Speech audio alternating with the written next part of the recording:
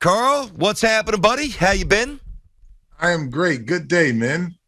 Well, good. Yeah, well, certainly, man. Good. Are you surprised the 6-2 Giants didn't? G-men. Yeah, exactly. Are you Let's go. surprised the Giants didn't do anything, Carl? In some ways, I No, am. Some ways, I'm not. But what do you think? I'm not. I am not.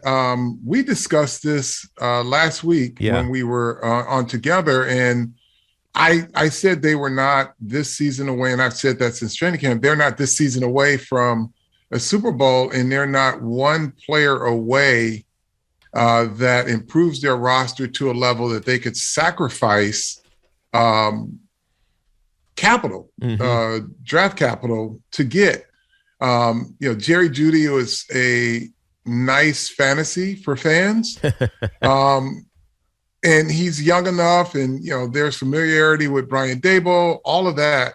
But then, from a Giant fan perspective, it says, yeah, it makes sense. Why does it make sense for Denver, who just paid $250 million to a quarterback, to take away a viable weapon? Yeah. They've got things they've got to fix. Why would they want to part with a kid that has nothing but upside? Well, I hear you, by the way, and I was kind of hoping the Giants would make a trade. I didn't know that they really would, and I get the fact that why they didn't. But I can tell you, pertaining to the point about the Broncos, is that they've got other receivers who are good, and they've got other holes they need to address. So by getting him off the books and getting some draft equity, they can do that. Well, he's not on the books but for $1 million. That's not even a lot. He's still on a rookie contract. Well, but he's not making $1 million next year, Carl. He was first-round pick, Jerry Jeudy. He's $1.5 million in cap going into next year. Yeah, the cap is all that matters. Yeah. But I'm saying, what about the year after? You get a 5-year deal. Well, look, the NFL is 1 year at a time. Mm-hmm. They're trying to get things right for Russell Wilson, and he'll probably have another coach next year. It's an offensive league. Say what you will about Russ, he's still a dynamic playmaker at the quarterback position. They're trying to figure it out. So, that's that. But I think Joe Shane, he was on with Sean O'Hara, and he says, listen, we don't shop hungry. We've got got a lot of stuff to do. We've got a lot of stuff to fix. And here's the reality. And we hit this early in the summer when we first started. This is a complete rebuild. This is not a remodel. Mm-hmm. This is a rebuild. So they're going to do it the right way. Listen, you look at the games and you say, oh, wow, they need receiver help. They do. But they're going to get them on their terms because, yes, Jerry Jeudy or whoever it might have been. Yep. Who is it? What is it going to cost you in terms of everything you need to rebuild this team the right way in a sustainable way? Yeah. And Jerry doesn't make them appreciably better or that receiver unless it's a guy you can mortgage your draft for, like a DeAndre Hopkins, that's going to make that big of a difference for you. Yeah. They need linebackers. They need interior linemen. There's a lot you can do with day two draft picks. Yeah, no, I think you're right about that. And you've seen that over the years with a lot of teams, Giants as well. The team, back to the game in Seattle, we know they can't overcome mistakes. And I know it was difficult out in Seattle. It's so loud. Lumen Field, as you know, Carl, it's just loud. You can't do all of the things. I'm not going to say they looked worse than they have because they kind of looked exactly the same. The only difference was the couple mistakes. After that loss, though, where do you feel like this team is psychologically, like in their minds? Like, are they still confident? They still have the same, we've won 6 of these first 8, or is it, man, we really got to play perfect, otherwise we can't win? Like, where is this team? No, I think the team, Tiki, is they were in good spirits after the game. I think the beautiful part about what this staff communicates to this roster is a clear-eyed vision of how they have to win in the NFL. And they can look at it knowing what they are and say, well, we didn't do these things. That's why we lost. Yeah. And, I think when you talk about Lumen Field, I thought Daniel Jones had his worst quarter of football in the fourth quarter in his 7 3/4 games. I think the crowd had an impact on him, especially late in the game. I think that fourth quarter. Now, I say he had his worst quarter of the season, but it wasn't all just him. There were other factors that came in, but I just think some of his decision making was rushed. I think, them taking away his ability to run, I don't think he slowed the game down to explore other options. I'll give you a classic example. They're driving to try to get a score in the fourth quarter. They give Darius Slayton a double move. He's clean off the line of scrimmage, and Woolen he has beat by 3 yards. At least he's a walk-in touchdown. It's a shot. They called the shot play. You can look at the way it was, and Daniel Jones took the tight end for I think 9 yards for a first down. Drive stays alive. It's not a bad play, but it's the shot play either ties that game or puts them within a score, and then now they're playing the game on their terms. There were a few other instances, even in the first quarter. The one play that lingered all the way into the third quarter for me was he had a tight end wheel route and he overshot him. Yeah. And the tight end's wide open. They score on that play.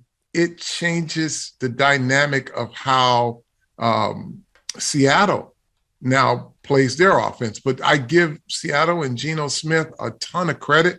He played a hell of a football game, but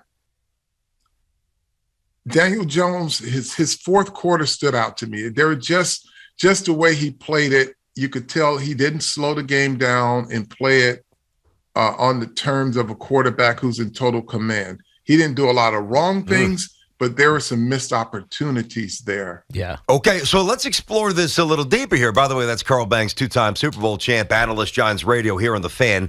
So I get it. I'd like to know, and you and Tiki better equipped to answer this than me, obviously, but some of those misfires, some of those decisions, how much were a subset of, just the guy not fully open or fully based on a lack of recognition, his offensive line caving, guys not getting separation. I'm sure it's somewhere in between. But right now, Carl, you've seen the entire season. You've seen him with Dable now, to this point, obviously, half the season. Where do you think the Giants are, or more specifically, where are you in him coming back next season and them making a little bit of a financial commitment to Daniel Jones at this point? Would you? I think that evaluation process is ongoing. And a lot of people say, well, it's hard to evaluate him when he doesn't have good players. Yes. It's actually easier. Huh. Because okay, then you cook with the ingredients that you have. And case in point, and this is not a knock on not bringing him back or bringing him back, but that Darius Slayton play in the fourth quarter, he didn't make a bad play, but he didn't take the shot. You know what I mean? It was double move on the outside, walk-in touchdown versus keeping the drive alive. So he didn't make a bad decision with the football. He didn't make the best decision. Got it. Right? So these are the things that they evaluate. Now, they'll go back and look at that film, and they'll say, look, we called this play because we thought it would be there. It's there. And, yeah, you factor in, well, receivers have been inconsistent all year. Maybe that played in his head. Maybe, again, the crowd noise. You got to deal with all that as a quarterback in the NFL, and you got to make great decisions. So it's ongoing, but if you give me 7 3/4 games of good football versus 1 quarter of bad football, the odds are in his favor. It's that favorable. He's still doing what they want him to do. Now, the other part of it is what's available next year, right? Not much. The Giants keep winning, right? Then their chances of picking high, and I think it's only 2 quarterbacks in this draft coming out that are worth it, projected franchise type guys. They're going to be out of contention for that. And then you look at, okay, well, what quarterbacks out there can you get that could be better than him? Well, Baker Mayfield will be on the market next year. No way. Yeah. You see what I'm saying? He's not better. Nope. All the better than him quarterbacks are on winning teams right now. What about And Jimmy nobody G? wants What to about part with him. somebody like Jimmy G? Lance comes back healthy. I don't think Lance can play, but what about Jimmy G? Listen, okay, so if you don't think Lance can play and they feel that Jimmy G gives them the best chance, why take him? Because I don't think that they felt. I'm sorry, not why take him. Yep. Why part with him? Well, there was a reason why they were so hesitant to break up with him. They just kept hanging around, saying, "Yeah, we may get back together." And Jimmy's maybe like, I'll give you a booty call at 3 a.m. I got you. And then all of a sudden, that last booty call became, you know what? I think we should make this work. You see what I'm saying? Yeah, but you know what, Carl? These teams in the the winning is hard in the NFL. Yeah. Right. And they put so many components around Jimmy Garoppolo, and they are winning, and they are a contender. So if they get as far as, I don't know, the conference championship or even to a Super Bowl, do you say to yourself, hey, Trey Lance, let's get us another shot? Or you say, oh, we got what we need. We can I'm win going to tell you, this. because I already think we have the answer. I think it's time for a different booty call. But I'll tell you why. Because they already got to that point a couple of years ago in the Super Bowl, and they were prepared to move on from him by drafting Trey Lance. And I don't think that the decision, I don't think they're, let me put it this way, Carl. I don't think the Niners are being rewarded for their conviction in Jimmy Garoppolo. I believe that it's the circumstances that went their way because Lance got hurt. And that's they had the no other NFL. choice. Yeah, that is that's the NFL. No, I know. Think about that. this. You better have a backup plan. That's the point. Yeah, and look at Geno Smith, right?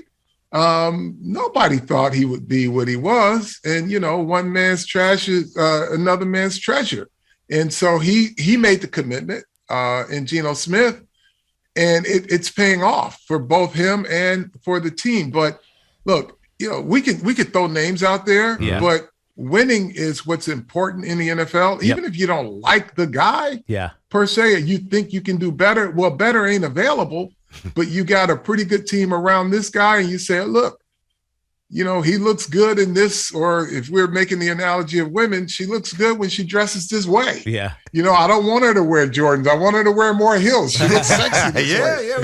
So we're going to buy more stuff to make sure she looks great. That's really what it comes down to. Yeah, last one before I let you go here, Carl. They are 6-2 at the break. You got an off week. They come out. They got 2 winnable games. Is this team a playoff team? If they continue to play on their terms, yes. I don't know I think they're a wild card contender. Yeah. They have to go 500, I think, to be in that conversation. Yeah, there's really 4 teams. There's 4 teams, maybe 5 that are better than them. Eagles, Cowboys. Let's put Minnesota in there because they're getting no credit. The Niners and now Seattle only because they just beat them, right? But that's it. That's 5. They're 6. Listen, the opportunity is there. Yeah, the opportunity is there, but understanding teams like the Detroit Lions are not an easy out. Yes. Yeah, they score a ton of points. Even though they can't win games, they score a ton of points. And the Giants don't. So, all right. That's why this, the bye, you come out, you smack around the Texans, you pick up win number 7 immediately. I would, listen, I know you guys process it differently as players. I look at this team, and I know that there's inherent weaknesses. Shane and Dable here for a reason, because the franchise was in the tank. So in a lot of ways, when you have a plus 6-point differential, Carl, you know this, with 6 wins, it tells you that there's a relative dearth of talent, and it's more circumstantial in coaching and execution and toughness. Nobody's under any illusion this team's going to win another championship, but if they beat the Texans, I'm fully prepared to say they're going to the wild card. But you got to beat the Texans first. Well, they've been improved. Yep. They've been improved one at a time, and look, the NFL is full of opportunities. Yeah, man. That's right. Thank you, Carl. All right, Thank Carl. you, man. There you go. Carl Banks, 2-time Super Bowl champ, Giants analyst. Maybe we get Carl down the Reds, have a couple beers with him when we get ready for that pregame, right, Deke? He's got to call the game. So what? We'll give him some non-alcoholic beers. What do you got there, Teke? Anything good? Which is not fun.